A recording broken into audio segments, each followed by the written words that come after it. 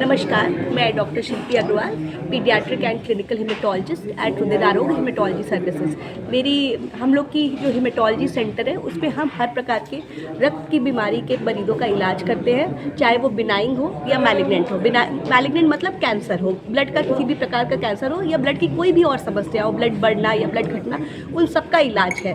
तो मेरी सबसे मरीजों से यही निवेदन है कि आप ये मत सोचो कि इसका इलाज संभव नहीं है। ब्लड कैंसर का किसी भी गलत धारणा में मत रहो कि इलाज नहीं हो सकता है। इलाज हो सकता है और समय पे हम अगर इसकी जांच करें, समय पे बीमारी को पकड़ें तो इलाज बहुत अच्छा संभव है।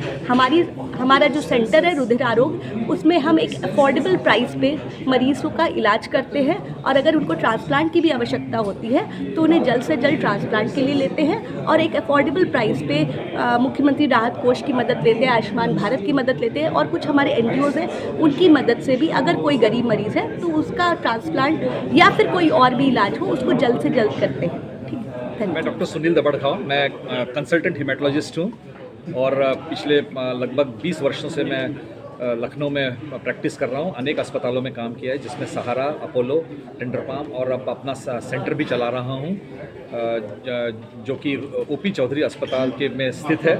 यहाँ पे हमने ये सेंटर एक स्टैंड अलोन सेंटर के रूप में चालू किया है जिसमें हम लोग रक्त संबंधी सभी बीमारियों का इलाज करते हैं, जिसमें एप्लास्टिक एनीमिया और ब्लड ट्रांसफ्यूजन किसी भी कारणों से अगर ज़रूरत हो या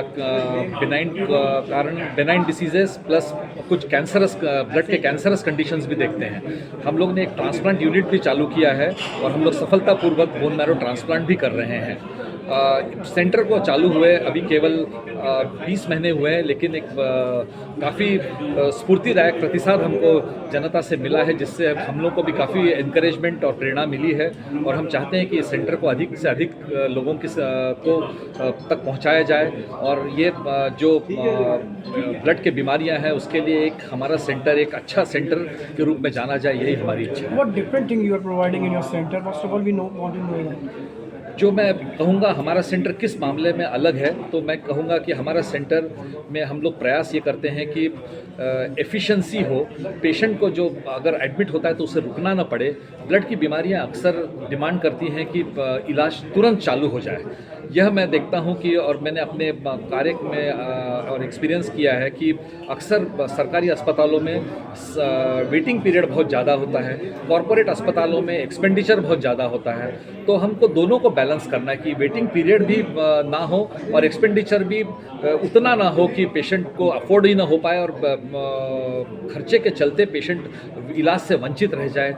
तो हमने ये दोनों चीज़ों को बैलेंस किया है। डॉक्टर साहब ये बताइए, शुरुआती तौर पर कैसे पता करें कि ब्लड कैंसर? ब्लड कैंसर का एक प्रमुख लक्षण होता है एनीमिया, यानी रक्त की कमी, हीमोग्लोबिन की कमी। ब्लड काउंट्स जिसको हम लोग कहते हैं या CBC के नाम से जो एक सामान्य व्यक्ति जानता है, कंप्लीट ब्लड काउंट।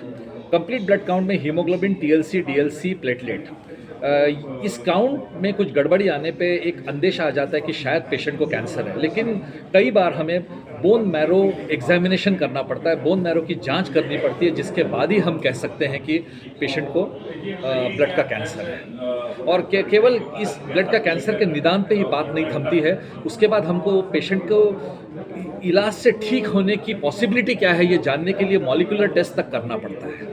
तो ये सब सुविधाएं लखनऊ में भी उपलब्ध है और हम उसका पूरा उपयोग करते हैं। Sir, the main thing is that which you have described here, the lower category economic person, how can he get the facilities from your hospital? What we have tried is to put our rates of treatment and bed charges etc. at a level which is affordable. Or second thing is that we do get help from Chief Minister Relief Fund. We have also have Ayushman Bharat Yojana active in our hospital. And the fourth thing is we also appeal to certain NGOs to help us in certain particular cases where we think that by a little more donations we can get the patient the treatment that he deserves. आज कितने दिन में हुआ, कैसे हुआ, क्या सुविधाएं थी आपको? इलाज में जो मेरा टाइम लगा वो 4 से 5 महीने का लगा।